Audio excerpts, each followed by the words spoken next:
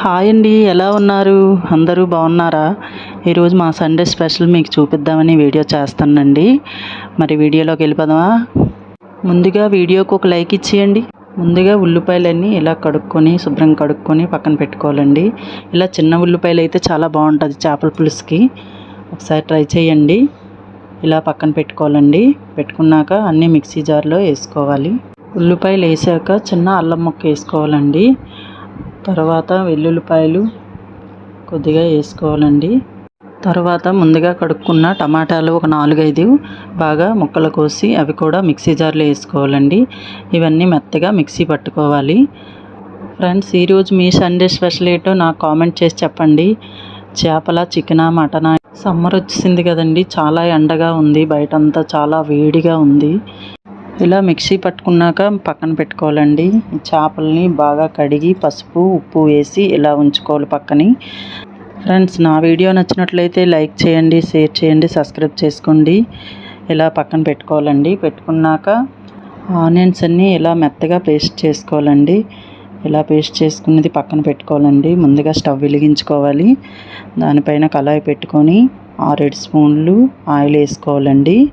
Oil వేడయ్యాక ముందుగా మనం గ్రైండ్ చేసుకున్న పేస్ట్ని ఇందులో వేసుకోవాలండి.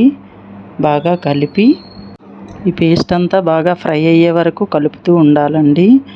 కలుపుకొని ఒకసారి మూత పెట్టుకుంటే బాగా ఫ్రై అవుతుందండి.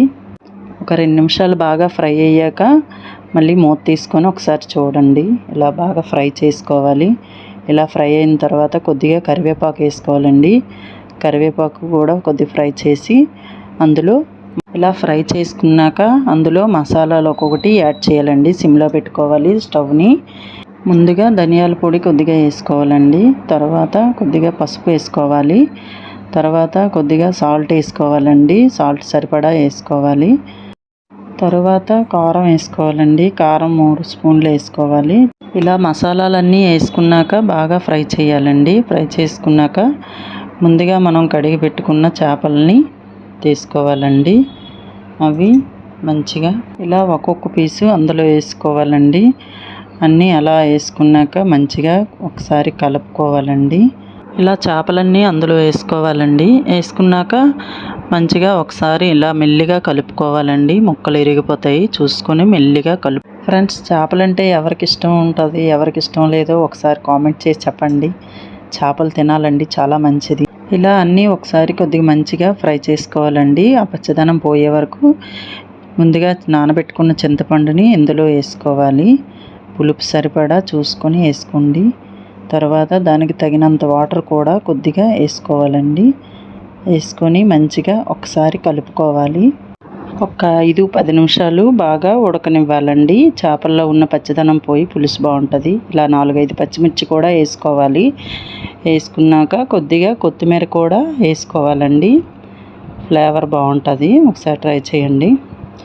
తర్వాత ఇలా కలిపి ఒకసారి మూత పెట్టుకోవాలండి. మూత పెట్టుకున్నాక ఒక 10 నిమిషాలు ఉడకనివ్వాలి. కొద్దిగా ఫిష్ మసాలా పొడి అండి, ఇది చాలా బాగుంటుంది. ఒకసారి ట్రై చేయండి. ఇలా అన్నీ వేసుకొని ఒకసారి కలిపి కొద్దిగా హైలో పెట్టుకోండి. పులుసు బాగా ఉడుకుతుంది. మూత పెట్టుకోవాలండి. మూత పెట్టుకున్నాక ఒక 10 నిమిషాల తర్వాత మూత తీసి చూస్తే పులుసు రెడీ అయిపోయిందండి, చేపల పులుసు. ఒకసారి ట్రై చేయండి. ఇలా ఒకసారి కలుపుకోవాలండి. మెల్లిగా కలుపుకోండి, ముక్కలు ఇరిగిపోతాయి. ఇలా కలుపుకున్నాక లాస్ట్లో ఒకసారి ఇలా కొత్తిమీర చల్లుకోవాలండి దించే ముందు. చాలా బాగుంటుంది ఫ్లేవరు. ఒకసారి ట్రై చేయండి. ఫ్రెండ్స్, నా వీడియో నచ్చినట్లయితే లైక్ చేయండి, సబ్స్క్రైబ్ చేసుకోండి. ఫ్రెండ్స్, చేపల పులుసు అయిపోయింది. ఇలాగా ఒకసారి ట్రై చేయండి. స్టవ్ ఆఫ్ చేసుకోవాలండి. అలాగా ఒకసారి కలుపుకోవాలి. కలుపుకున్నాక కొద్దిగా చల్లారనివ్వండి, అప్పుడే పులుసు బాగుంటుంది. బాయ్ ఫ్రెండ్స్, నా వీడియో నచ్చినట్లయితే ఒక్క లైక్ ఇవ్వండి.